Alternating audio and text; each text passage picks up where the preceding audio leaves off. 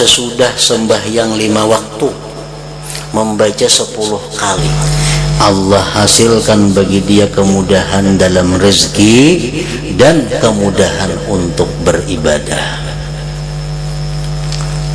Tapi rutin 50 kali.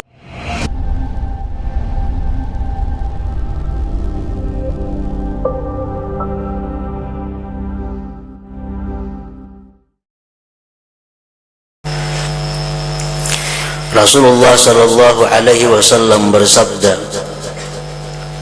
"Man talabat dunya halalan isti'fafan anil mas'alah wa sa'yan ala ahlihi wa ta'attufan ala jarihi ba'athahu Allah yawmal qiyamah wa wajhuhu kal qamari lailatal badar. Wa man talabat dunya halalan mukathiran mufakhiran muraiya laqiya Allah ta'ala yaumal qiyamah wa huwa alaihi ghadban." Nah, ini Rasulullah menerangkan bagaimana orang yang mencari dunia dengan niat.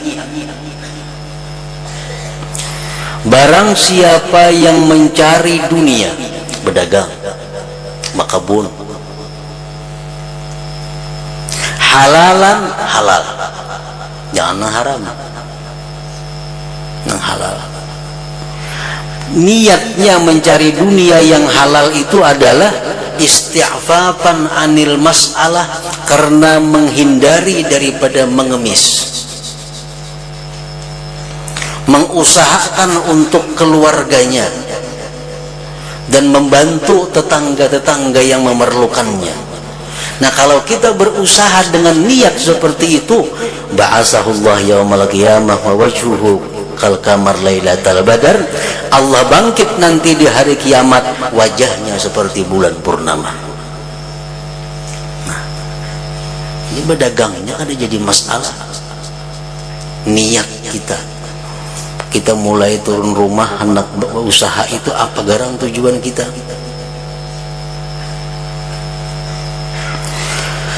Dan barang siapa yang mencari dunia yang halal tapi tujuannya, niatnya untuk memperbanyak harta,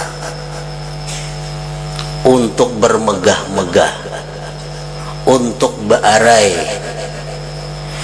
nanti dia di hari kiamat bertemu Allah, Allah marah kepadanya. Nah, ini contoh orang yang mencari dunia tapi niatnya kada baik. Padahal dagangannya sama, yang dijualnya sama, cuman saya punya niatnya bagus, kayaknya hari kiamat bercahaya wajah seperti bulan pertama, bulan purnama. Nang saya kemudian ini niatnya kada baik, Allah marah. Nah, jadi silahkan kita mengurus dunia, tapi jangan lupa bahwa niatus salihah itu mesti ada, niat yang bagus. Berusaha dengan niat supaya kawan naik haji, bagus. Berusaha dengan niat supaya kawan umrah, bagus. Dengan niat berusaha sudah dapat keuntungan, saya membantu tetangga, membantu ini sebagainya. Nah, itu niat yang bagus. Yang kedua, bagi orang-orang yang berurusan dengan dunia, yang mesti dijaga adalah wifaqus syariah, mensesuaikan syariat.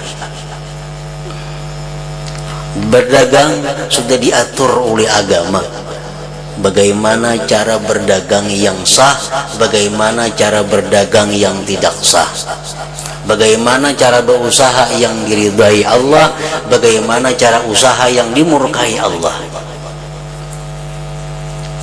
Untuk menyiwakan apa, silahkan jadi tukang siwa, tapi sesuai dengan syariat.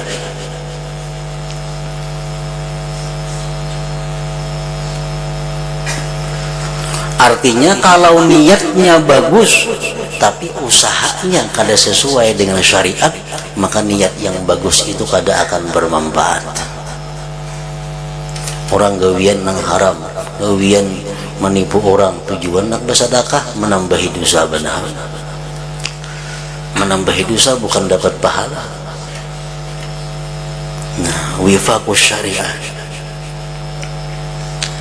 Yang ketiga, supaya orang-orang yang mencari dunia tadi tidak termasuk dekat dengan dunia, la tulhi an dzikrillah, tidak melalaikan dia daripada zikrillah.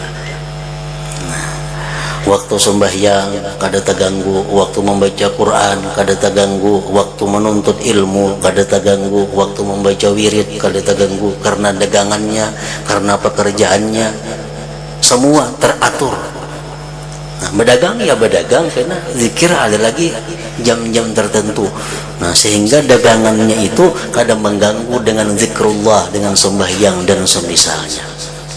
Nah, bila mana kita bisa berusaha dengan 3 perkara tadi, niatnya bagus, usahanya sesuai syariah, dan kita tidak melalaikan mengingat Allah subhanahu wa ta'ala, maka kita termasuk sudah dalam golongan orang-orang yang renggang daripada dunia tadi, yang menunjukkan bahwa dada kita, hati kita lapang, hati kita diberi cahaya dari Allah subhanahu wa ta'ala. Alam nashrah laka sadrak, bukankah kami telah melapangkan, membuka dadamu wahai Rasul. Wa wada'na anka wizrak alladhi anqadha zahrak. Ayat berikutnya surah Asy-Syarah ini, wa wada'na anka wizrak. Menurut sebagian ulama tafsir, mereka mengatakan asamnaka minal wizri ibtida'an wa intiha'a. Kami telah memelihara engkau wahai Rasul daripada dosa, mulai permulaan sampai akhirnya. Jadi artinya Rasulullah Sallallahu Alaihi Wasallam ini dipelihara daripada berbuat dosa sejak beliau lahir sampai beliau wafat.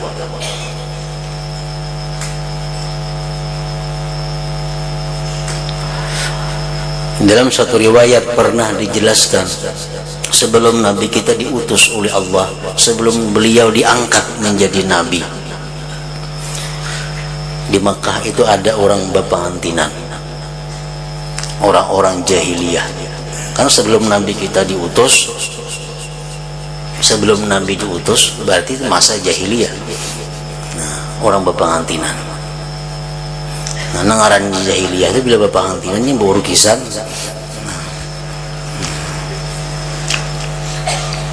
Ini orang jahiliyah baru kisah. Kenapa Nabi kita waktu beliau masih muda hendak mendengar orang beurgisan itu?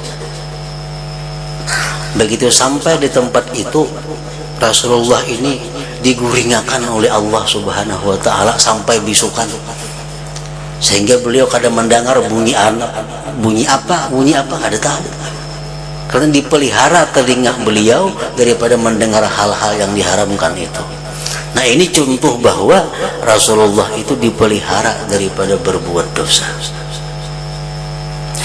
Wa wada'na anka wizraka alladhi anqadha zahrak, yang mana dosa itu selama ini membebani engkau. Nah, Rasulullah Sallallahu Alaihi Wasallam itu selalu merasa berat. Beratnya apa?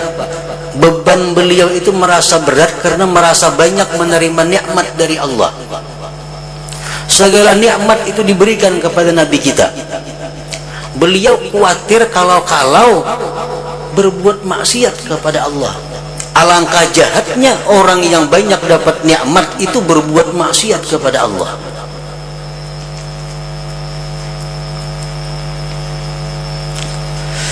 Sedangkan beliau adalah al-insanul karim, manusia yang mulia.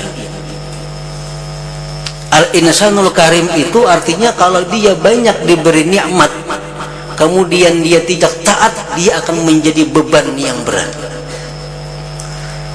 Nah, ini yang Rasulullah Sallallahu Alaihi Wasallam itu kadang-kadang merasa berat. Sampai Allah subhanahu wa ta'ala menurunkan ayat bahwa engkau wahai Muhammad kami pelihara daripada dosa, engkau tidak akan berbuat dosa itu. Nah, sehingga beliau berkurang bebannya itu.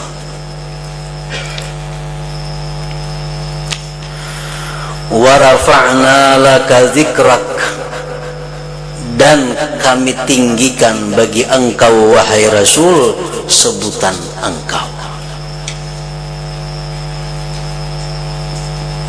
Bila mana Allah disebut, biasanya Rasulullah pun disebut. Ini menunjukkan bahwa betapa tinggi sebutan Rasulullah sallallahu alaihi wasallam. Yang dalam Al-Qur'an beberapa contoh, wa may yuti'illah wa rasulah, barang siapa taat kepada Allah dan Rasulnya. Dan lagi, wa ati'ullah wa ati'ur rasul, taatilah Allah, taatilah Rasul. Dalam ayat yang lain lagi, innal ladzina yubayyi'unaka innama yubayyi'una Allah, orang-orang yang baiat kepada engkau itu wahai Rasul sama baiatnya dengan Allah. Nah, jadi sebutan nama Rasulullah ini ditinggikan oleh Allah. Bahkan di dalam surga, di atas aras, di mana-mana ada tertulis Allah, di situ ada Muhammad Rasulullah. Wa rafa'na laka dzikrak. Fa inna ma'al usri yusra, inna ma'al usri yusra. Sesungguhnya beserta kesulitan itu ada kemudahannya. Sesungguhnya beserta kesulitan itu ada kemudahannya. Ulama tafsir menjelaskan maksud dua ayat ini adalah inna ma'al usri yusraini, bahwa setiap kali kita dapat satu kesusahan, kita akan dapat dua kelapangan. Kita dapat satu masalah, nama Allah kita sakit kepala, nama Allah kita kada karuan, tunggu ya, karena akan datang dua kelapangan. Inna ma'al usri yusrai, bahwa beserta satu kesulitan itu dua kelapangan. Kelapangan apa nang dua itu? Pertama, yusrun fid dunia, dia dapat kelapangan di dalam dunia. Nah, yang kedua, wa yusrun fil akhirah, dia dapat kelapangan di akhirat berkat kesabarannya menghadapi kesulitan tadi. Nah, inna ma'al usri yusra, inna ma'al usri yusra. Fa idza faraghta fansab.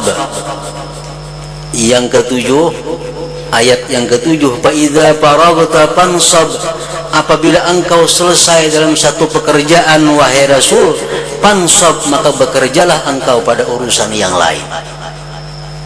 Ulama tafsir menafsirkan ayat yang ketujuh ini, idza faraghta minas salatil maktubah fansab ila rabbika bid-du'a warghab ilaihi fil mas'alah yu'tik.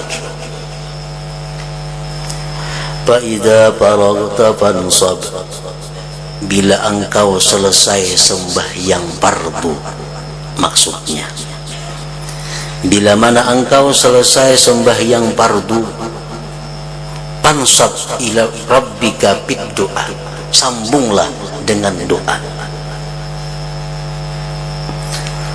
Gemarlah kepada Allah pada meminta, niscaya Allah memberi akan apa yang kamu minta itu. Jadi imbas sembahyang itu jangan kada berdoa, mesti berdoa. Fa idza faraghta fansab.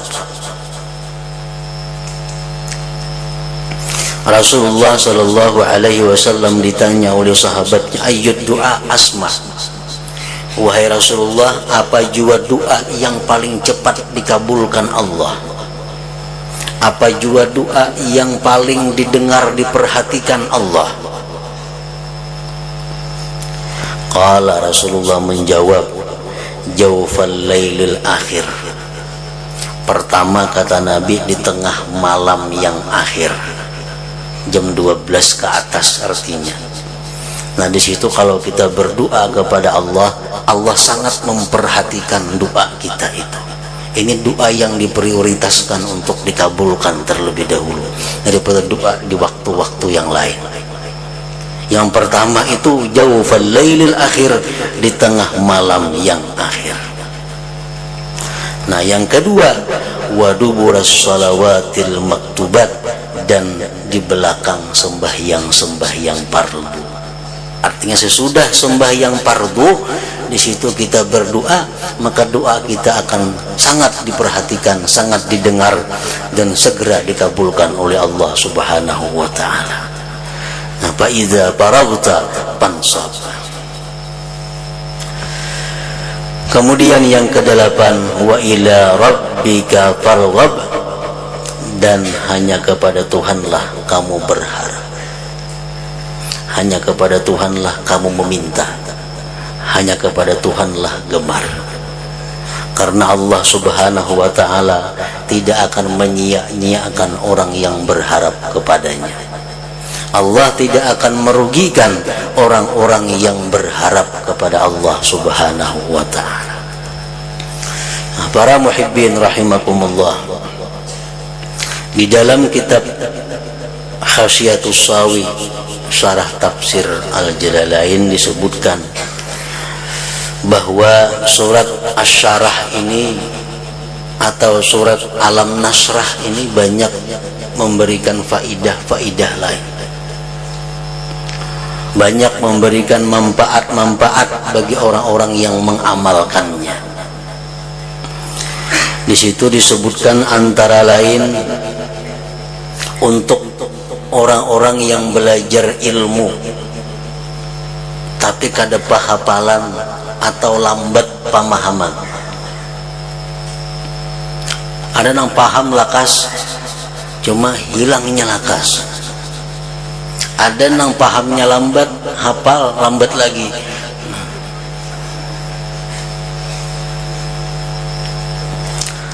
Nah, oleh para orang-orang saleh disebutkan bahwa ada cara-cara tertentu agar orang tersebut bisa cepat paham, cepat hafal, dan awet pahamannya. Disebutkan bahwa ditulis surat Alam Nasrah itu, khususnya orang-orang yang menuntut ilmu. Nah, ditulis surat Alam Nasrah itu di piring, tulis. Nah, ada usah bismillahirrahmanirrahim, ada usah betitik, ada usah bebaris, tulis. Menginumi anak kakaknya. Nah, ditulis di piring, lawan pulpen, non sepidol, hanyar dituangi banyu putih, dihapus, dinginu makan lawan nang pembabal tadi. Insya Allah berkat Alam Nasrah, kekanakan atau nang tuha nang minum itu menjadi cepat paham dan hafal. Jadi piring putih, piring apa, hijau, piring kuning kada jadi masalah. Mutlaqul ina, libas piringnya. Tulis Alam Nasrah laka sadrak, 8 ayat, jangan dibarisi, jangan dititiki. Tulis, kayaknya ambil banyu sedikit, dihapus, diminum makan ke anak buah. Nah, itu salah satu fadilat yang sudah diuji, yang sudah mujarrab dilakukan oleh orang-orang salihin. Nah, kemudian lagi disebutkan di situ bahwa wa man lazamaha aqibas salawatil 15 marrat hasala lahu taysir fir rizq wa taufiq lil ibadah. Orang yang melazimkan, membiasakan setiap sesudah sembahyang 5 waktu membaca 10 kali. Dimulai bismillahirrahmanirrahim, alam nasrah laka sadrak wa wada'na anka wizrak.